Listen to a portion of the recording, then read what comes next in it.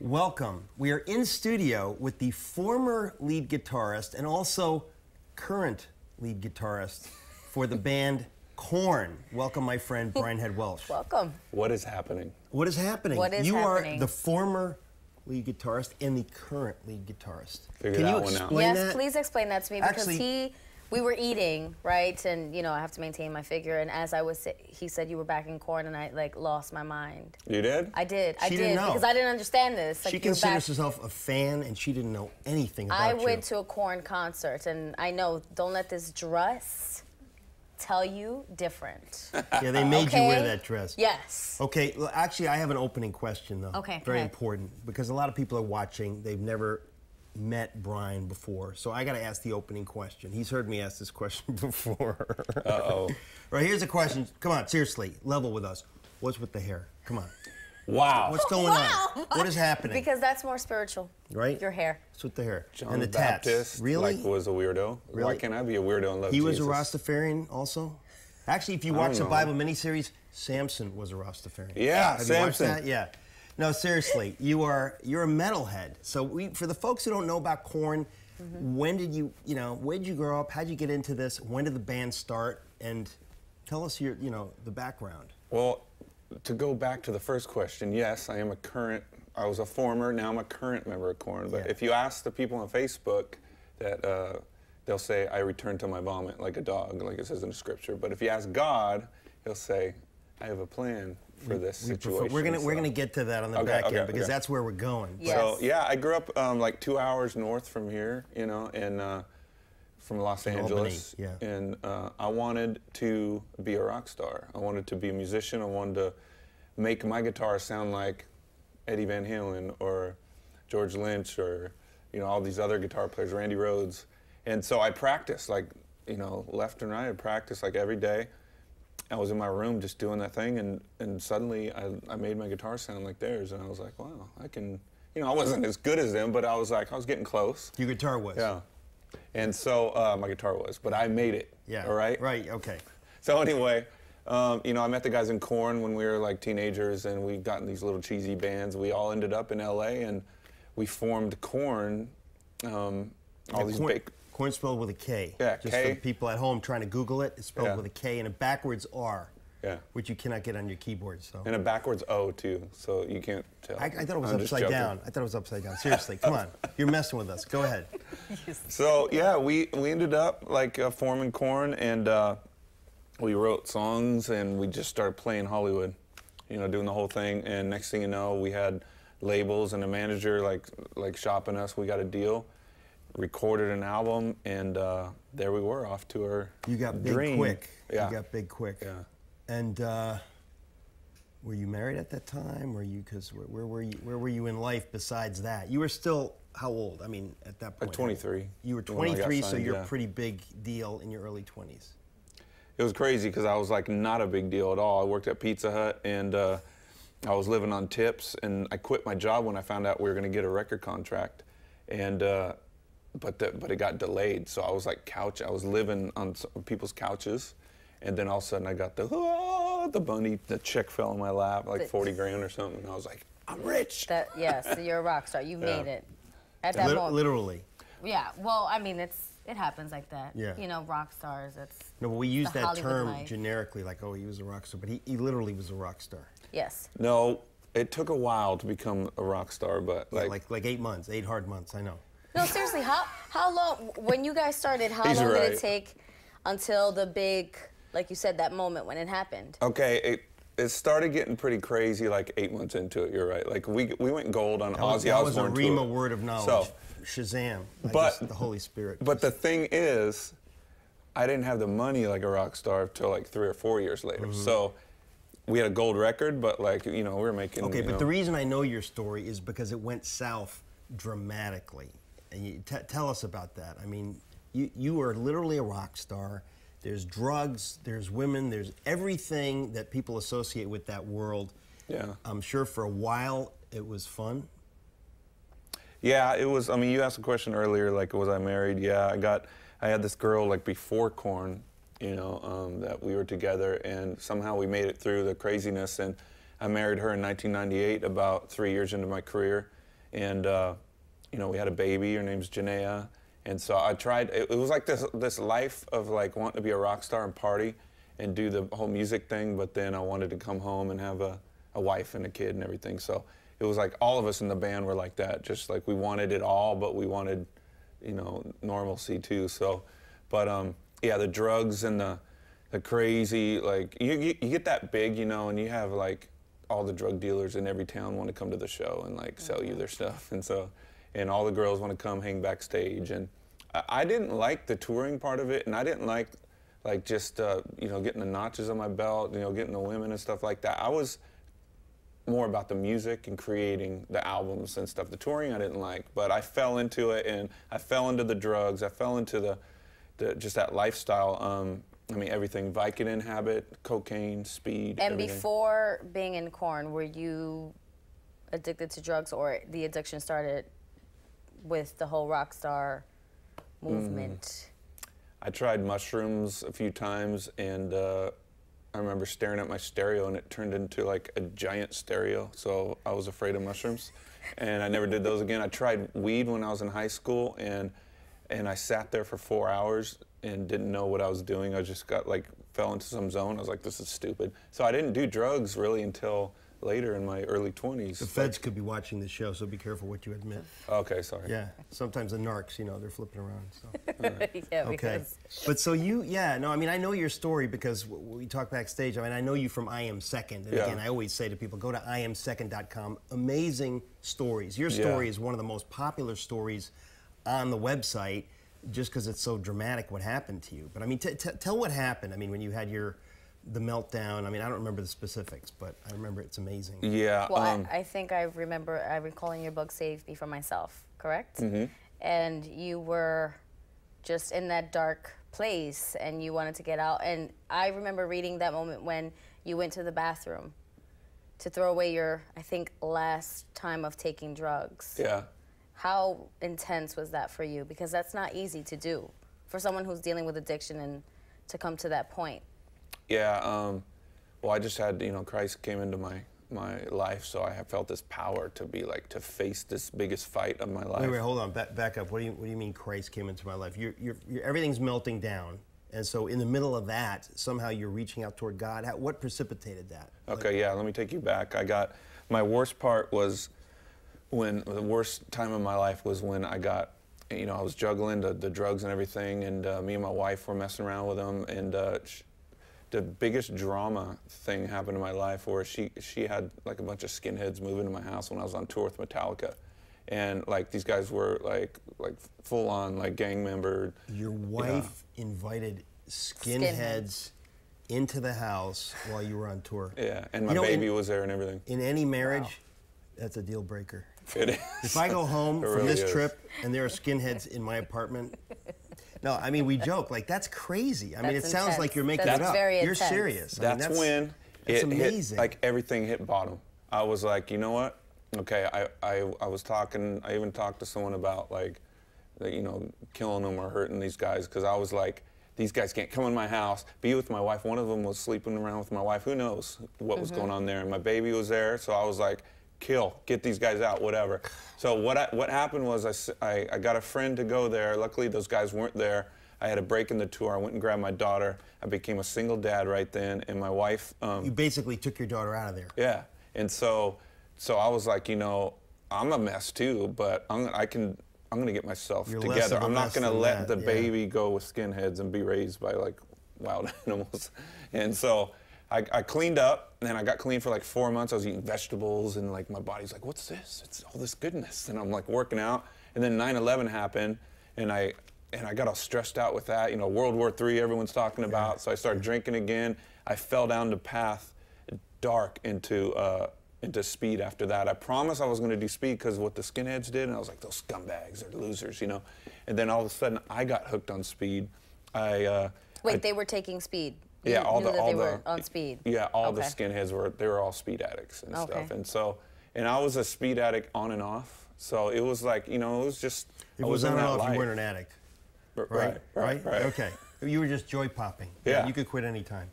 That's what I was Yeah, telling right. myself. Yeah. Yeah. So but it got really bad after, you know, when I started doing it for that last 2 years. I took the stuff on the road. I became like the worst person ever. I was like, I would be cooking my daughter breakfast, like high on speed, like in the mornings and stuff. And I'd go on tour. I would take it all over the world. Sorry, feds, but you know, back in the day, I would hide it in my stuff and like take it to other countries. I had my dealer send it to me over to Europe and stuff. And how could you play while you're so? I'm just that's asking metal. you. Like, do you really have to play in metal? That's very true. No, just you joking. do. Of course you do. Yes, That's the you But I'm money just do. quote. thinking, like, That's the money quote. We're going to use that.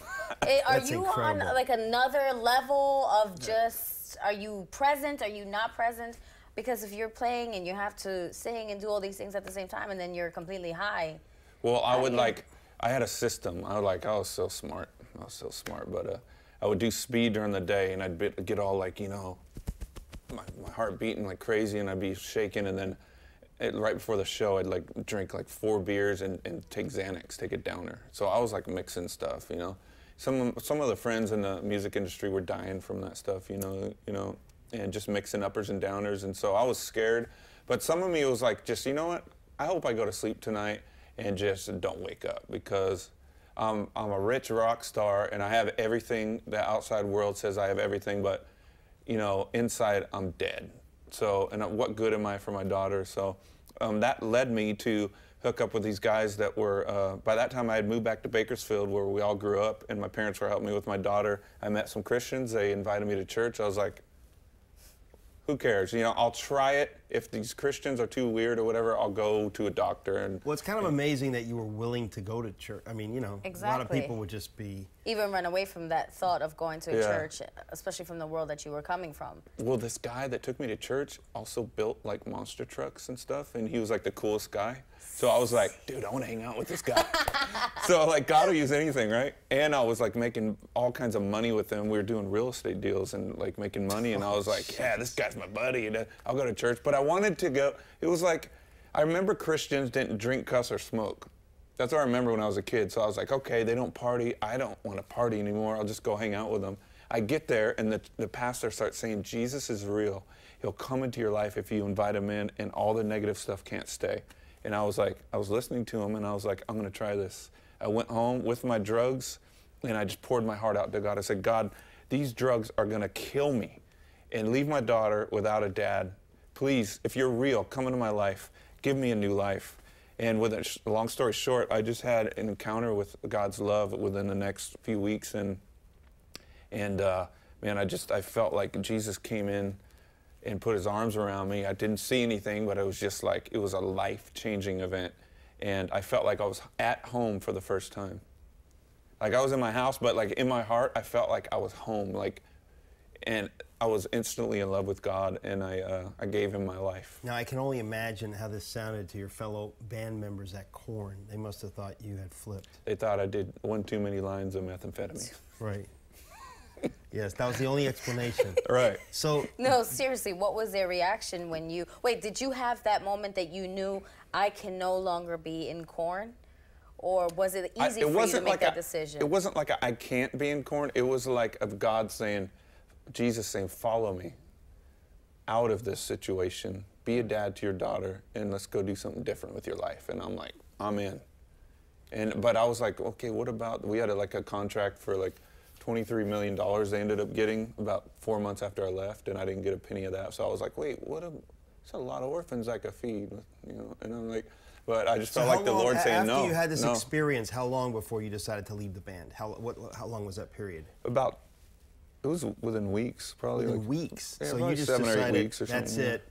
So you got clean, no more drugs. You're spending time with your daughter. Yeah. Being a father, which is important. And you're not making a living. I mean, you've saved some money and you're living off that, I guess. You're not playing anymore. Right. Yeah. Well, I started doing a solo album. You did. And, okay. Yeah. And so I was dumping a bunch of money into that, and and I just raised my kid, and you know I went through a lot of trials. You know, I'd ask God for faith, and my money would grow wings and fly away, and you know, and I lost a lot, but He carried me through everything. He's so real, you know. Well, I mean, I'm just guessing for a lot of people at home, a lot of people, whether they think they're Christians or not, God is not that real. He's an idea. So that's why when you tell your story, on the I Am Second video, the fact that he was so real to you. I mean, for a lot of people want that, you know, but it's not like, it's not a magic thing. I mean, God does that when he does that. But in your life, it's so clear that, you know, you wanted it and everything changed. I mean, it was, he is real to you. And I assume that's, how many years ago is that now? It's like 14, 13 years ago? 9 years. 9 years ago. Oh, wow. So, but God, I just want to say God will become real to anybody who is serious about it. And it says, like, if you seek with your whole heart, you will find, you know? And he is totally, you know, he's no respecter of persons. He'll do what he does for one, he'll do for someone else. You just got to put in the time to seek him. And like I was telling you before, when, you know, as an actor and I had my conversion, I felt completely lost. I really didn't know what to do. And I was saying that your book and Stephen Baldwin's book were one of the 2 books that I read like that in a moment. And I felt this connection. And I felt, wow, there's people out there who are still in that world, meaning Hollywood, but love the Lord. It was so foreign to me because I just didn't know anyone. So your book literally saved me through my journey, and also Stephen Baldwin's book. So I just want to say thank you. Wow, because you never know who is going to, you know. But his book's better than Stephen Baldwin's, right? Stop. Right? Come on. Stephen Baldwin, he's interesting. I love that dude. I love Stephen He's a friend of Yes, mine, so I want to make fun of him every opportunity I get. Of course. No, but I'm saying this because there's people out there right now, our viewers out there, who are watching this show. It's a new show. People may not get us. But the fact that someone like yourself who was in this world and you just love the Lord and how real that conversion was for you, it just speaks volumes. And I'm just letting you know I'm a girl from the Bronx and you touched me. So well, I'm honored. Thank you. That's very encouraging to me. And, you know, he's more real to me today than he was then. Like, it's so awesome, man. It's the best life ever. So today, now, you are back with KoYan, right? Yeah, so for Please. a while you've been Talk to us. You were out of that world, and I guess, and what have you been doing all this time? You've been doing solo stuff, and you've been doing a lot of ministry. I mean, God is so real in your life that you've been sharing him in the music world, in the metal world. When my book came out in 2007, I started going on and doing interviews about my story. And what's the title of your book? Sorry. Save Me From Myself. Save Me From Myself. Yeah. That's the truth. Yeah. So, and then 2007, I started speaking churches all over. Okay. So, and then I started my solo music stuff, you know, started touring with that. And so, yeah, I've just been doing all this stuff for all these years. And then all of a sudden, I ended up at a KoYan concert with my daughter. What do you mean you ended up at a KoYan concert? Because I was on tour with POD, the Christian band POD. Yeah. And so they're like, they play a lot of like regular rock festivals too. Yeah. In fact, that's mainly what they do. And so they're like, hey, we got to leave the tour and go play this rock festival. I'm like, yeah, what is it? And they told me, and I was like, hey, let me and my daughter go with you. Because she was like hounding me. She's 14 by then, and she's like, I love this band and this band and this band. And so she wants to go with Daddy to one of these. Well, she didn't want to go with me, but I got all the backstage passes. So she's like, Dad. So anyway, yeah, I took her there. KoYan happened to be playing. I ended up like reconciling with them, and I played one song with them, and everybody was in tears. So that night you played with them. Wow. Yeah. Wow. And then after that, I got a call from the guitar player, and I'm just telling you, like, I had a lot of things just point to that direction of my life, that was where I'm supposed to go. And I got It's not much more than a year ago. Right. And I got a documentary that's going to be coming out, and probably a book too, and it's going to explain the whole thing, just because it's so like When's God. that coming out? So God. When is that coming out? I need that book. Yeah. When is that coming out, the documentary? Yes. I mean, I've seen parts of it already. Yeah. Well, we're still working on it. We're hoping like later this year, yeah. Okay. So you're still filming right now, or we got a it's few done, things to film. post-production? Like a lot of it's done, but we got a few more things. Okay, but now you are again the lead guitarist for KoYan. Well, there's 2 lead players, but whatever. Yeah. I'm just saying you're playing with KoYan. This is your life now. You're touring with them. Amazing. Totally, and God's showing up everywhere. And the most amazing thing is God let you keep the hair.